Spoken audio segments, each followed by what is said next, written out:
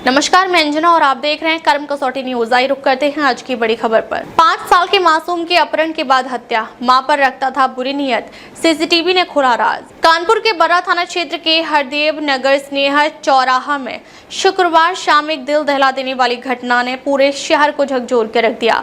घर के बाहर खेल रहे 5 साल के मासूम बच्चे का पहले अपहरण किया गया, इसके बाद देर शाम बेरहमी से हत्या कर दी गई।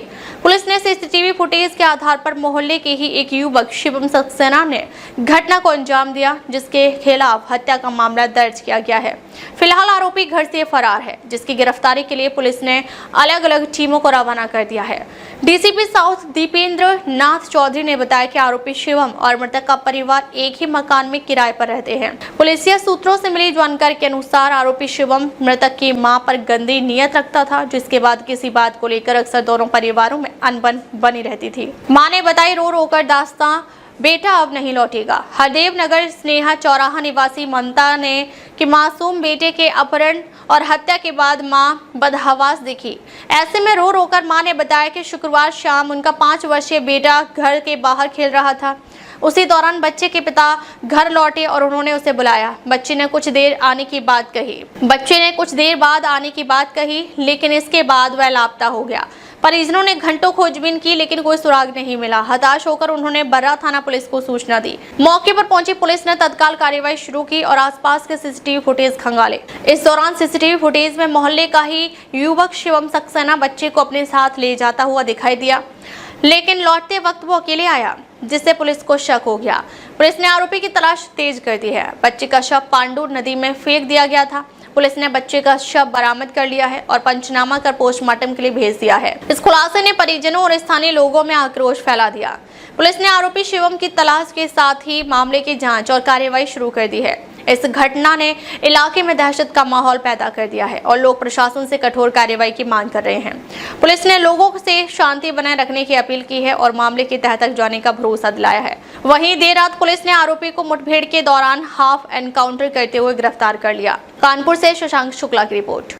जो सूचना आई, क्या था पूरा प्रकरण? अभी तक पुलिस ने क्या कार्रवाई की? देखिए, आज दिन में लगभग 3 बजे थाना बर्रा को यूपी 112 के माध्यम से ये सूचना मिली कि आयुष सोनकर पुत्र मक्खन सोनकर, जो हरदेव नगर का रहने वाला है, वो मिसिंग है। इस सूचना पर प्रभारी निरीक्षक बर्रा के द्वारा 3 टीमों का गठन किया गया और अलग अलग दिशाओं में टीमें सीसीटीवी फुटेज देखने के लिए लगाई गई।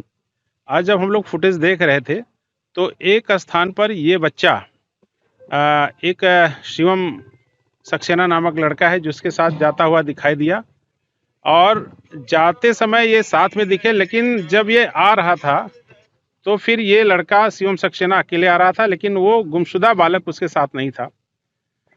फिर हम लोगों ने और सघनता से इसकी तलाश शुरू की और जब हम लोग तलाश कर रहे थे तो उस बच्चे का शव पांडू नदी में उस पानी में मिला और इस सूचना पर फॉरेंसिक की टीमें आई और सारे उच्चाधिकारियों ने घटनास्थल का निरीक्षण किया। उसके परिजनों को भी सूचना दी गई और परिजनों के साथ शव को पोस्टमार्टम के लिए मोर्चरी भेजा गया है। इसमें जो प्राथमिक तथ्य ये प्रकाश में आया है कि मृतक जो आयुष सोनकर उसका परिवार और जो अभियुक्त शिवम सक्सेना उसका परिवार एक ही मकान में किराए के तौर पर रहता है और दोनों परिवारों के मध्य कटुता और वैमनस्य है और जिसको लेकर के उनकी आपसी लड़ाई वगैरह होती रहती है। ये भी एक तथ्य बताया जा रहा है कि जो मृतक की मां है उस पर ये अभियुक्त बुरी दृष्टि रखता था, वो भी एक कारण इसमें बताया जा रहा है इस घटना के पीछे का। तो सारी चीज़ों की हम लोग और गहराई से छानबीन कर रहे हैं।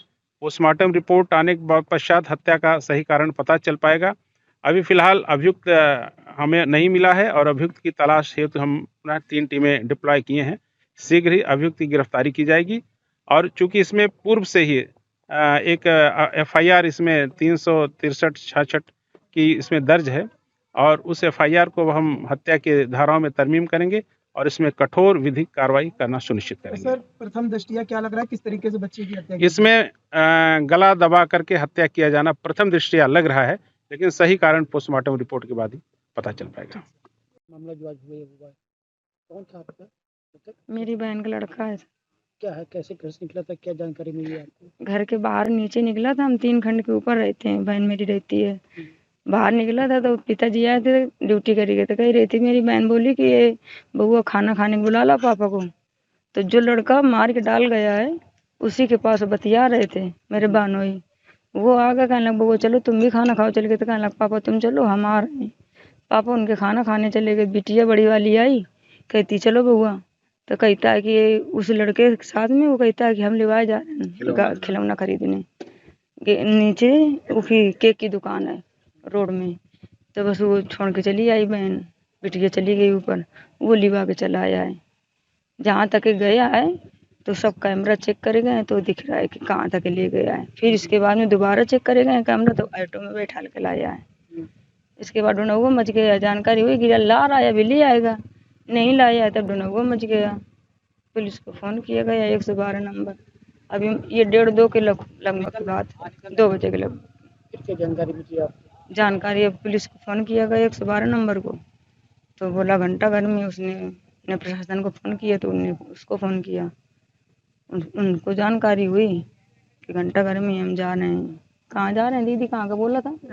घंटा घर जा रहे हैं। वहाँ से पुलिस वाले ने लाए हैं सब लोग, डुनौवा मचा है। 4 बजे पुलिस आ गई है घर में, बहुत पुलिस आई तो मिली नहीं। बाकी वहाँ कोई जानकारी नहीं। हम लोग थाने से अभी आए यहाँ। हाँ क्या उसको उसी ने कबूला, जो लड़का मार के गया है वो किराएदार है। बहन के मेरे साथ में वहीं आगे कमरे में रहता है, पीछे मेरी बहन रहती है। ऐसी कोई रंजिश नहीं थी, नहीं कोई बात थी। आपस में रही के झाड़ू पोंछा में थोड़ी थोड़ी बातों में उसकी मम्मी से लड़ाई हो जाती थी कभी कदार, छोटी छोटी बात, और कोई रंजिश नहीं है। अब उसने मेरे बेटे को बहन को मार दिया है, और कोई बात नहीं थी। पकड़ लिया गया सर थाने में, अभी उसी ने कबूला है। अब तक के लिए बस इतना ही, फिर मिलते हैं एक ऐसी ही बड़ी खबर के साथ। अब तक के लिए नमस्कार और देखते रहिए कर्म कसौटी न्यूज।